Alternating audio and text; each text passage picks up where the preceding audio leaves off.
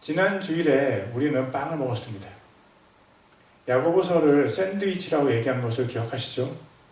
우리는 지난 2주간 야고보서라는 샌드위치에 맨 아래의 빵과 맨 위의 빵을 먹었습니다. 우리가 먹은 빵의 이름은 인내였습니다. 참, 야고보서 샌드위치의 이름이 무엇인지 기억하십니까? 이 샌드위치의 이름은 바로 시험이었습니다. 시험이라는 야고보서 샌드위치의 빵들이 인내라는 빵이었습니다. 그래서 우리는 2주 전에 야고보서 1장 1절부터 8절까지를 통해서 인내를 이루어야 한다는 것을 배웠습니다. 그리고 지난주에는 야고보서 5장 7절에서 20절을 통해서 사랑으로 인내해야 한다는 것을 배웠습니다. 그렇다면 오늘 우리가 보는 야고보서 1장 9절과 11절까지는 샌드위치의 무슨 재료입니까? 저는 이것을 샌드위치 안에 있는 상추라고 생각합니다. 사실 그것은 별로 중요하지 않습니다. 이 재료가 의미하는 바가 무엇인지가 정말 중요합니다. 우리가 맛볼 시험 샌드위치 안의 재료는 바로 부자를 뜻합니다. 우리가 알다시피 많은 교회들이, 아니 어쩌면 모든 교회들이 시험을 당하고 있습니다. 그것은 왜 그렇습니까? 만약 시험이 하나님으로부터 온 것이라면 모든 교회가 시험을 당하지는 않을 것입니다.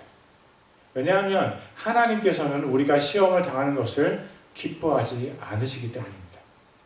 그러나 이 시험은 사람과 교회를 넘어뜨려서 망하게 하려는 이 시험은 바로 마귀로부터 온 것입니다. 마태복음 4장 1절부터 3절까지를 읽겠습니다. 그때 예수님께서 성령의 인도를 받아 마귀에게 시험을 받으러 광야로 들어가사 40일을 밤낮으로 금식하시고 그 뒤에 줄이시니라. 그 시험하는 자가 그분께 나와 이르되 내가 만일 하나님의 아들이거든 명령하여 이 돌들이 빵이 되게 하라 하거늘. 마귀가 예수님을 시험했습니다. 감히 하나님의 피조물인 마귀가 성자 하나님이신 예수님을 시험했습니다. 3절에서 그의 정체성을 분명하게 말씀하십니다. 그 시험하는 자가. 마귀는 시험하는 자입니다. 그 마귀가 하나님의 뜻을 거슬러서 하나님의 사람들을 시험했습니다. 욥도 마귀의 시험을 받았고 다니엘도 마찬가지였습니다. 모든 하나님의 사람들은 마귀에게 시험을 받습니다. 성자 하나님을 시험한 마귀가 하나님의 사람들을 시험하는 것은 어찌 보면 당연한 일입니다. 우리는 하나님께서 우리를 테스트하시지만 템프테이션 하지는 않으신다는 것을 알고 있습니다. 하나님께서 우리가 정말로 믿음이 있는지 우리에게 어려운 상황을 허락하십니다. 그때 우리가 하나님을 믿음으로 하나님을 사랑함으로 반응하면 우리는 그 테스트에 합격하는 것입니다. 그러나 마귀는 우리로부터 하나님의 말씀을 빼앗고 우리의 생명을 빼앗고 우리를 영원한 멸망의 길로 인도합니다. 그런데 우리는 어떻게 반응해야 할까요? 그 대답으로 야고보를 통해서 하나님께서 우리에게 주시는 말씀이 바로 야고보서입니다. 우리는 지난 2주간에 걸쳐서 시험을 당한 우리가 인내해야 한다는 것을 배웠습니다. 그리고 오늘과 다음 주 우리는 부자에 대해서 배울 것입니다. 목사님, 왜 부자입니까? 도대체 부자가 어떻다는 말입니까? 부자가 야고보서를 이해하는 한 가지 키워드입니다. 우리가 야고보서의 인사말에서 확인했듯이 이 편지는 야고보가 흩어져 있는 유대인들의 교회에 보내는 것입니다. 어떤 교회는 유대인들만으로 구성되어 있고 어떤 교회는 유대인과 이방인들이 섞여 있었습니다. 그런데 야고보가 보니까 어떤 교회를 막론하고 동일한 시험을 겪고 있었습니다. 그것이 바로 부자 성도와 가난한 성도에 대한 차별이었습니다. 우리도 모르게 사람들을 차별하는 경향이 있습니다. 그것은 어찌 보면 당연한 것입니다. 우리와 비슷한 사람, 우리와 잘 맞는 사람, 그런 사람들이 있습니다. 우리가 마음이 통하고 우리와 비슷한 경험을 한 사람들에게 우리의 마음이 가는 것은 당연한 것입니다. 그래서 우리는 그런 사람들을 만나면 우리가 기본적으로 가지고 있던 경계심이 무장해제되어 버립니다. 세상에 나쁜 사람들, 우리에게 상처를 주는 사람들, 우리를 공격하려는 악한 의도를 가진 사람들이 있습니다. 그래서 우리는 항상 우리 자신을 보호하려는 경계심을 가지고 살고 있습니다. 경계심 자체는 절대 나쁘지 않습니다. 다른 사람과의 적당한 거리는 나뿐 아니라 다른 사람도 보호하기 때문입니다. 그런데 그 경계심이 성숙하지 않은 방식으로 표현될 때 사람들을 아프게 합니다. 그러나 경계심만 사람을 아프게 하는 것이 아닙니다. 우리가 사람을 좋아하는 마음도 성숙하지 않은 방식으로 표현되면 다른 사람을 아프게 합니다. 예를 들면 연애를 하는 남녀가 교회에 와서 과도하게 친밀감을 즐기면 다른 사람들을 힘들게 할 수 있습니다. 또 노래하기를 즐겨하는 사람이 교회에 와서 너무 큰 소리로 시도 때도 없이 노래를 부르면 다른 사람이 힘들어집니다. 이것뿐만 아니라 우리가 어떤 특정한 사람들을 선호하면 그것이 다른 사람의 마음에 짐이 될 수가 있습니다. 그러므로 공동체 하나됨을 위해서는 우리 모두가 성숙한 방식으로 우리의 선호도를 표현할 필요가 있습니다. 작은 사람 한 사람을 귀하게 여기시는 예수님을 사랑하는 사람은 자기 자신의 행동이 어떤 사람에게 상처를 주지 않게 하려고 주의를 기울입니다. 여러분, 서로 사랑하세요. 그리고 동시에 모든 사람을 사랑하세요. 내가 좋아하는 사람들만 눈에 띄게 좋아하면 그 사랑이 다른 사람에게는 차별이 될 수 있습니다. 야고보가 보니까 많은 교회들이 부자들을 좋아했습니다. 왜요? 부자가 교회 재정에 도움이 되기 때문입니다. 또 부자가 교회에 있으면 우리도 이익을 얻을 때가 있습니다. 이를테면 우리 교회에 갑자기 어떤 부자가 출석을 시작했다고 가정해 봅시다. 조금 부자가 아니고 아주 큰 부자라고 가정해 보겠습니다. 그 부자가 우리 교회에 주차장 공사를 할 수 있는 돈이라며 한 번에 8만 불을 헌금했다고 가정해 보겠습니다. 그리고 얼마 후에 화장실 공사 비용으로 20만 불을 또 헌금했습니다. 사람은 돈에 약합니다. 매주 그 사람이 교회에 오면 목사님이나 사모님이 그 사람을 어떻게 대하겠습니까? 그러면 안 되지만 혹시라도 그 사람의 마음을 상하게 할 수 있는 일이 없도록 얼마나 주의를 기울일까요? 또 그렇게 되면 교회 안에 있는 사람들이 어떤 생각을 할까요? 목사님은 돈 있는 사람을 좋아하는구나. 교회가 뭐 이래? 목사님이 오늘 나에게는 인사도 안 하더니 부자에게는 굽신거리네. 내가 이 교회에 다시 나오나 봐라. 여러분 아십니까? 유대인들이 지금도 큰 은행들의 주인인 것처럼 옛날에도 금융을 꽉 잡고 있었습니다. 부자와 가난한 사람을 차별하는 것이 유대인들이 출석하는 교회의 큰 시험거리였습니다. 이제 오늘의 본문을 보겠습니다. 야고보서 1장 9절입니다. 낮은 처지의 형제는 자기가 높아진 것을 기뻐하고. 우리가 시험을 당할 때 우리의 마음이 낮아집니다. 어떤 사람은 경제적인 시험을 당해서 아주 가난해집니다. 어떤 사람은 건강의 시험을 당해서 몸이 아프고 일상생활을 영위하기가 어렵습니다. 또 어떤 사람은 인간관계의 시험을 당해서 어떤 사람을 보기도 싫습니다. 그런 사람들의 마음속으로부터 분노가 치밀고 그래서 교회에 오기도 싫습니다. 또 어떤 사람은 신분이 불안정해서 트럼프 정부의 정책 때문에 마음이 너무 불안합니다. 하나님께서 우리를 낮추실 때가 있습니다. 그것이 돈이든 건강이든 인간관계이든 하나님께서 그런 시험을 우리에게 허락하실 때가 있습니다. 마귀가 욥을 시험 들게 해서 멸망시키려고 했을 때 하나님께서는 욥을 하나님의 저울에 달아보셨습니다. 우리가 시험에 처할 때 누구를 바라보는지는 각자의 선택입니다. 어떤 사람은 자기를 멸망시키려는 마귀를 깊이 주목합니다.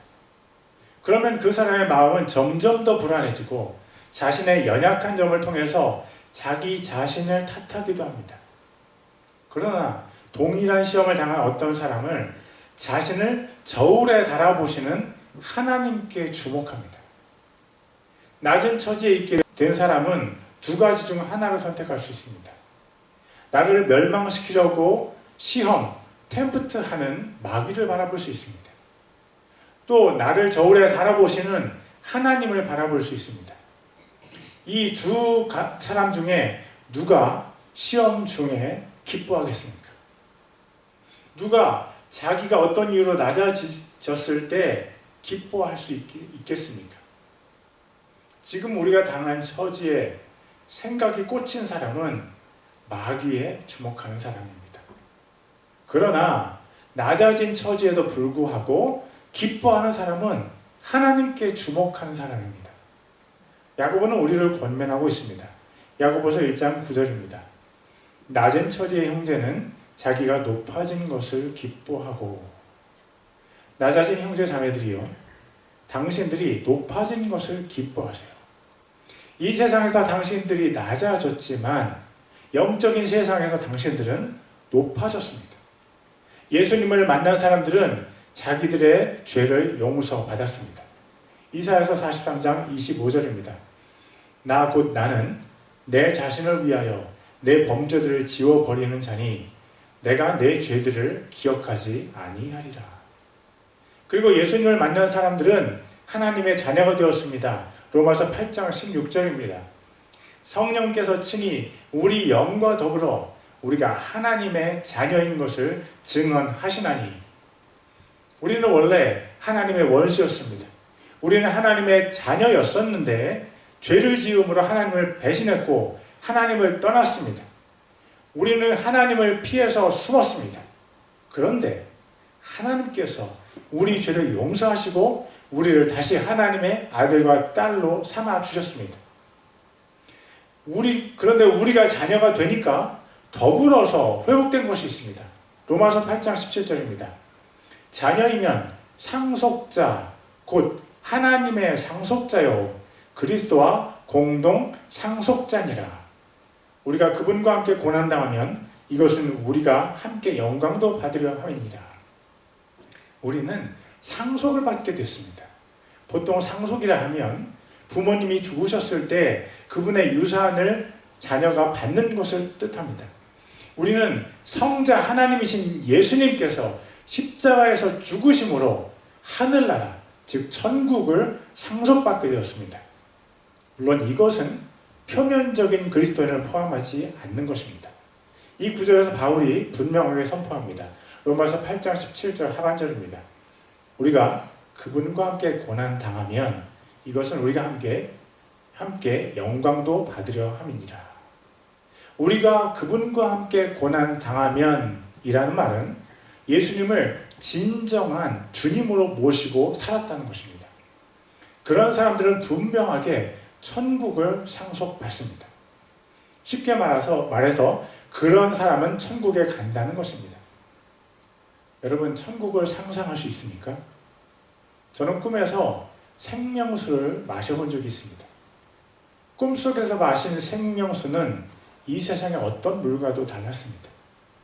제가 생명수를 마시자 말로 표현할 수 없을 정도의 시원함이 제 영혼까지 가득 차올랐습니다. 우리가 상속을 받게 될 천국이 얼마나 기쁨으로 충만하고 사랑으로 가득 차 있을지 기대가 됩니다. 얼른 하나님 나라로 가고 싶은 마음이 있습니다. 그렇지만 그 전에 하나님께서 이 땅에서 주신 사명을 잘 감당하고 싶습니다. 어쨌든 예수님을 진짜 만난 사람들은 영적인 부자들입니다. 이 세상의 모든 재물을 다 준다고 우리의 작은 죄 하나라도 없애줄 수 있습니까? 하나님의 사람들이 세상의 기준으로 낮아졌을 수 있습니다. 그러나 진정한 부자, 그들은 진정한 부자, 영적인 부자들입니다. 여러분, 하나님께서 주신 것들을 생각하면서 기뻐하십시오. 그들로부터 기쁨을 빼앗을 존재는 누구도 없습니다. 하나님께서 주신 것들을 생각하면 생각할수록 더 귀하고 음미하면 할수록 더 아름답습니다. 하나님께서 우리에게 주신 사랑, 우리 주 예수님을 묵상해 보세요. 기쁨이 솟아나지 않을 이유가 없습니다. 가난하지만 기뻐하는 사람, 낮아졌지만 기뻐하는 사람, 아프지만 기뻐하는 사람은 정말로 하나님의 사랑입니다. 다음 구절을 보겠습니다. 야고보서 1장 10절입니다. 부유한 자는 자기가 낮아진 것을 기뻐할지니 이는 풀의 꽃과 같이 그가 사라질 것이기 때문이라. 네덜란드에 이런 속담이 있다고 합니다. 돈으로 집을 살 수 있지만 가정을 살 수 없다. 돈으로 시계는 살 수 있지만 시간은 살 수 없다. 돈으로 침대는 살 수 있어도 잠은 살 수 없다. 돈으로 책을 살 수 있어도 지식은 살 수 없다. 돈으로 의사는 살 수 있어도 건강은 살 수 없다. 돈으로 직위는 살 수 있어도 존경은 살 수 없다. 돈으로 피는 살 수 있어도 생명은 살 수 없다. 돈으로 성은 살 수 있어도 사랑은 살 수 없다. 부자는 돈이 많을 뿐이지 영적인 깊이는 돈으로 살 수 없습니다. 부자가 예수님을 만나면 깨닫는 것이 있습니다. 내가 가진 돈은 아주 짧은 시간 동안만 사용할 수 있는 것이구나. 이 세상은 영원하지 않습니다. 아니, 이 세상은 아주 짧습니다. 더군다나 지금은 말세 중의 말세입니다. 곧 예수님께서 오십니다. 그러면 지금 내가 가지고 있는 돈은 어떻게 됩니까? 야고보는 분명히 밝히고 있습니다. 야고보서 1장 10절입니다. 부유한 자는 자기가 낮아진 것을 기뻐할지니 이는 풀의 꽃과 같이 그가 사라질 것이기 때문이라. 이 세상에서 돈을 타산같이 쌓아 놓았더라도 그것을 천국까지 가져갈 사람은 단 한 사람도 없습니다. 빌 게이츠도 일론 머스크도 그들의 돈을 죽을 때 가져갈 수가 없습니다. 그러나 보통 사람들은 이것을 깨닫지 못합니다. 그래서 그 돈을 자기를 위해서만 사용하다가 대부분의 돈을 남기고 죽습니다. 참으로 슬픈 일입니다. 출애굽기 16장에 보면 하나님께서 이스라엘 백성들에게 만나를 내려주시는 장면이 있습니다. 만나라는 단어의 뜻은 무엇, 즉 영어로 what입니다. 만나를 본 이스라엘 백성들이 처음 본 작은 콩알 비슷한 것을 보고 뭐야, what? 이라고 외쳤던 것입니다. 그것이 그 이름이 되었습니다.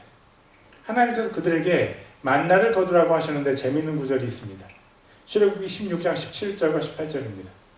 이스라엘 자손이 그와 같이 하여 거두되 많이 거두는 자도 있었고 적게 거두는 자도 있었으나 오멜로 그것을 되어보니 많이 거둔 자도 남지 아니하고 적게 거둔 자도 모자라지 아니하여 그들이 각각 자기가 먹을 만큼 거두었더라.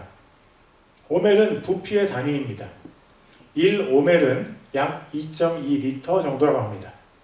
하나님께서 한 사람이 가져갈 수 있는 만나의 양을 1오멜로 정해주셨습니다.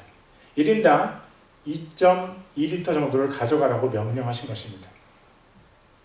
어떤 사람은 욕심이 들어서 그것보다 많이 거두었고 어떤 사람은 적게 거두기도 했습니다. 그런데 많이 거둔 자도 남지 않고 적게 거둔 자도 모자라지 아니하여 라고 성경은 기록하고 있습니다. 어떻게 그럴 수 있을까요? 만나를 많이 거두면 먹고 남아야 정상입니다. 또 만나를 적게 거두면 먹기에 부족했어야 정상입니다. 무슨 일이 있었기에 많이 거둔 사람이 먹고 남기지 않았고 적게 거둔 사람도 먹기에 모자라지 않았을까요? 합리적으로 생각할 때 가능성은 단 한 가지밖에 없습니다. 많이 거둔 사람이 적게 거둔 사람에게 나누어 준 것입니다. 누가 자기가 가진 것을 나누어 줄 수 있습니까? 욕심이 있는 사람은 절대로 자기 것을 다른 사람에게 나누어 줄 수 없습니다. 누가 나누어 줄 수 있습니까? 더 많은 누군가로부터 넘치도록 받은 사람은 자기가 받은 것의 일부를 다른 사람에게 나누어 줄 수 있습니다. 예수님의 십자가 죽으심으로, 예수님께서 생명을 버리심으로 새로운 생명을 얻은 사람은 자기 것을 다른 사람에게 나누어 줄 수 있습니다. 예수님의 핏값으로 하늘나라를 상속받은 사람은 자기 소유물을 다른 사람에게 나누어 줄 수 있습니다. 예수님의 십자가 고난으로 자기 죄를 용서받은 사람은 다른 사람을 위해서 불편을 참을 줄 압니다. 우리를 정죄하지 않으시고 구원하신 예수님을 만난 사람은 다른 사람의 부족함을 참아줄 줄 압니다. 하늘의 진정한 부유함을 진짜 믿는 사람은 이 땅에서의 것이 곧 없어질 줄 압니다. 그 진리를 알게 된 부자들은, 자기가 죄인이라는 사실을 깨달은 사람들은 기뻐할 수밖에 없습니다. 여러분 중에 부자가 있습니까? 여러분이 낮아진 것을 기뻐하세요. 여러분 자신이 죄인이라는 사실을 알았다는 것으로 인해서 기뻐하세요. 여러분의 재산뿐만 아니라 여러분 자신의 몸과 멋짐과 아름다움도 곧 사라질 것을 인해서 기뻐하세요. 가짜가 지나가야 진짜가 옵니다. 일시적인 것이 지나가야 영원한 것이 옵니다. 천한 것이 지나가야 귀한 것이 옵니다. 썩을 것이 지나가야 썩지 않을 것이 옵니다. 고린도전서 15장 51절부터 53절입니다. 보라, 내가 너희에게 한 가지 신비를 알리노니 우리가 다 잠재하지 아니하고 마지막 나팔 소리가 날 때에 눈 깜짝할 사이에 순식간에 다 변화되리라. 나팔 소리가 나매 죽은 자들이 썩지 아니할 것으로 일어나고 우리가 변화되리니 이 썩을 것이 반드시 썩지 아니함을 입고 이 죽을 것이 반드시 죽지 아니함을 입으리로다. 진정한 예수님의 종들은 기뻐하세요. 진정한 예수님의 종으로 인정된 사람들은 눈 깜짝할 사이에 변화되어서 새 몸을 입을 것입니다. 새 생명을 받을 것입니다. 모든 주름 사이에 다 펴지고 영원히 탱탱한 피부, 영광이 빛나는 피부를 가질 것입니다. 제가 이렇게밖에 표현하지 못하는 것을 용서하십시오. 저도 아직 경험해보지 못해서 그렇습니다. 그날 천국에 들어갈 때 얼마나 놀라운 기쁨이 예수님의 종들을 채울지 너무 궁금하고 기대가 됩니다. 이 엄청난 기쁨을 누릴 사람은 누구입니까? 예수님의 종들입니다. 예수님 때문에 고난을 당하는 사람들이 예수님의 종들입니다. 가장 낮아지신 예수님을 따라서 조금 낮아진 사람들이 그분의 참된 종들입니다. 그들 중에 부자들도 있습니다. 제가 큰 교회에서 부목사로 섬길 때 진짜 부자들이 낮아져서 섬기는 모습을 많이 보았습니다. 이 세상에서 진짜 부자인데 자신이 죄인인 사실을 깨달은 사람들은요, 기뻐할 수 있습니다. 우리 중에서 부자가 있다면 들으십시오. 기뻐하세요. 당신이 하나님 안에서 낮아진 것을 기뻐하세요. 하나님께서 당신의 교만을 벗겨주시고 당신을 주인이 아닌 종으로 사용하실 것을 기뻐하세요. 당신의 재물이 당신에게 영원한 행복을 주지 못한다는 사실을 깨달은 것으로 기뻐하세요. 당신이 부자임에도 불구하고 낮아질 수 있는 참된 자유를 얻게 되는 사실을 기뻐하세요. 당신은 절대 높은 사람이 아닙니다. 아직도 그 사실을 깨닫지 못한 사람들은 하나님 앞에 더 들어가시기를 축복합니다. 기쁨으로 다른 사람을 섬길 수 있는 사람이 바로 자신의 낮음을 깨달은 사람입니다. 그런 사람이라야 하나님을 기쁘시게 할 수 있습니다. 다음 구절을 보겠습니다. 야고보서 1장 11절입니다. 해가 돋아 뜨거운 열기로 풀을 말리면 그것에 꽃이 떨어져 그것의 외형의 아름다움이 없어지나니 부유한 사람도 자기 길에서 이와 같이 사라지리라. 때가 있습니다. 해가 우리 시야에서 사라질 때가 있고 또 태양이 뜨거운 불처럼 우리 위에 내리쬐을 때가 있습니다.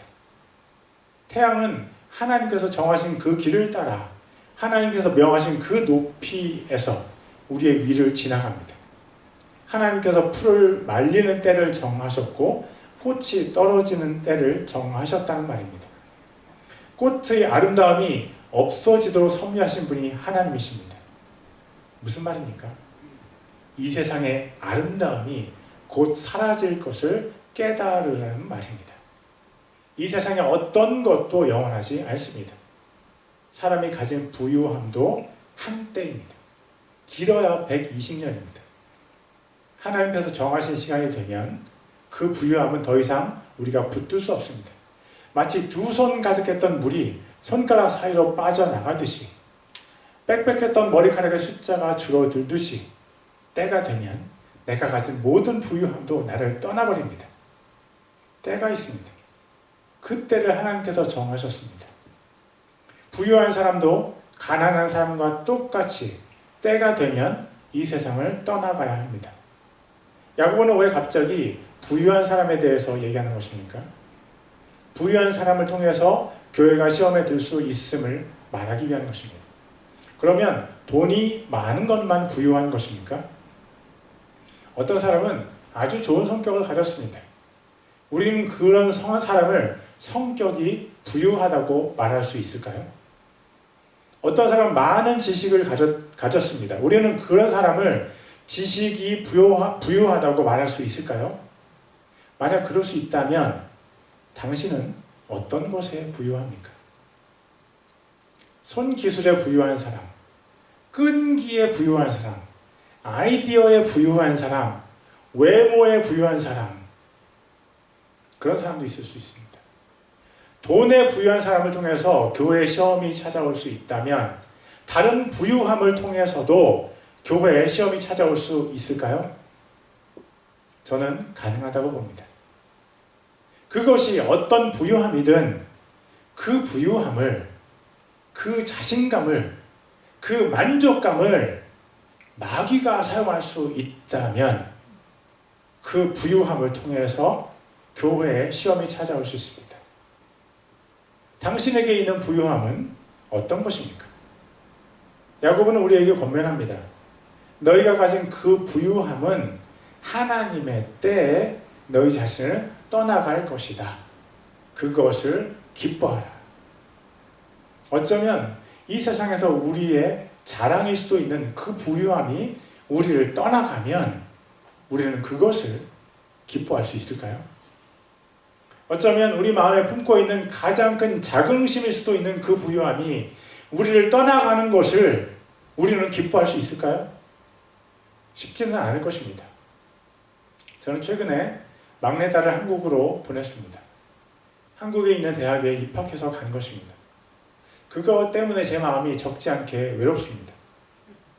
그런데 또 다른 관점에서 생각해 보면 저는 제 딸이 저를 떠나는 것을 기뻐할 수 있습니다. 그 아이의 인생을 통해서 하나님께서 하실 일을 저는 기대합니다. 제 딸이 독립해서 미래의 어느 때에 멋진 남편을 만날 것을 생각하면 참으로 기쁩니다.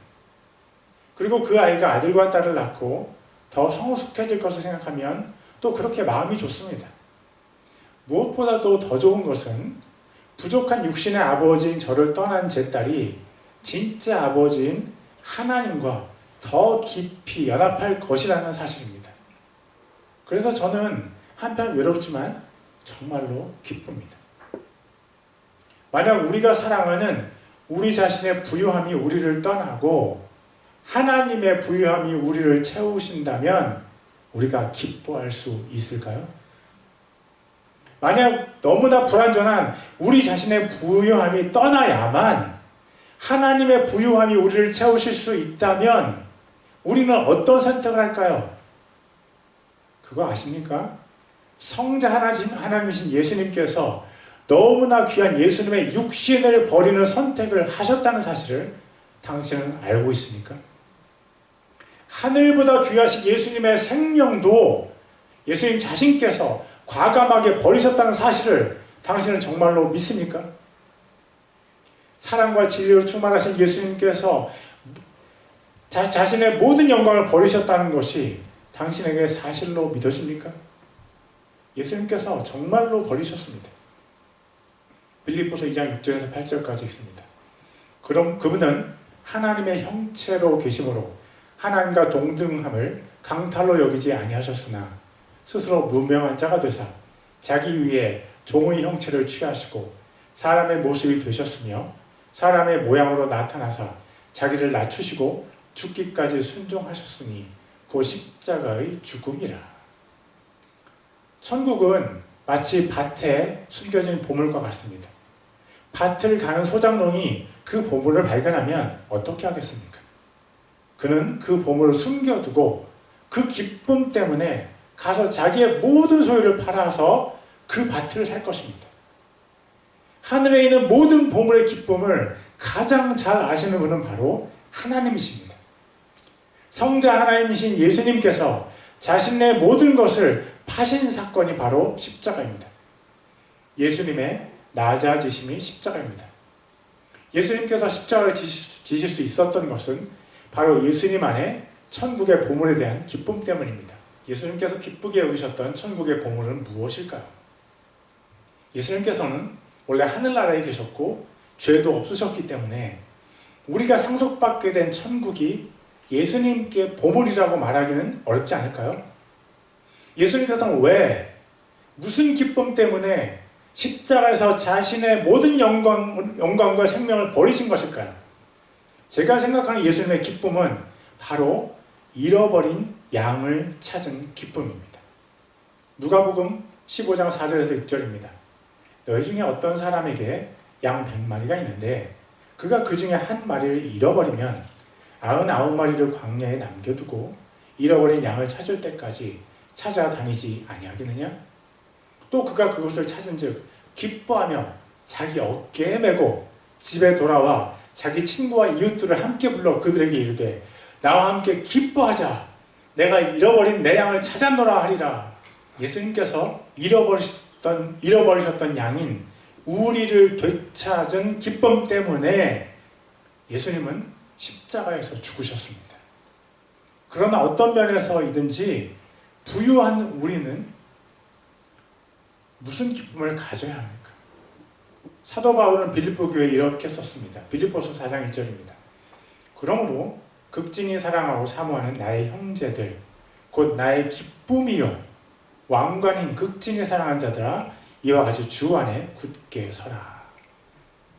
죄의 저주에 빠진 저를 천국에 데려가셔서 영원히 사랑을 나누시기 위해서 예수님께서 십자가에서 죽으셨습니다. 예수님을 본받은 바울은 죄의 저주에 빠진 사람들을 천국으로 인도해서 영원하신 하나님의 사랑을 함께 누리기 위해서 날마다 죽었습니다. 그것이 우리가 마땅히 가져야 하는 기쁨이 아닐까요? 내가 죽어서 한 영혼이 천국에 갈 수 있다면 나는 천국에서 그 사람과 하나님의 사랑을 영원히 함께 누리게 될 것입니다. 잃어버린 양을 되찾은 기쁨, 무엇이 그 기쁨보다 크고 무엇이 그 기쁨보다 더 오래도록 지속될 수 있습니까? 잃어버렸다가 되찾은 그 양과 영원히 하나님의 사랑을 누리는 그 기쁨으로 여러분을 초대합니다.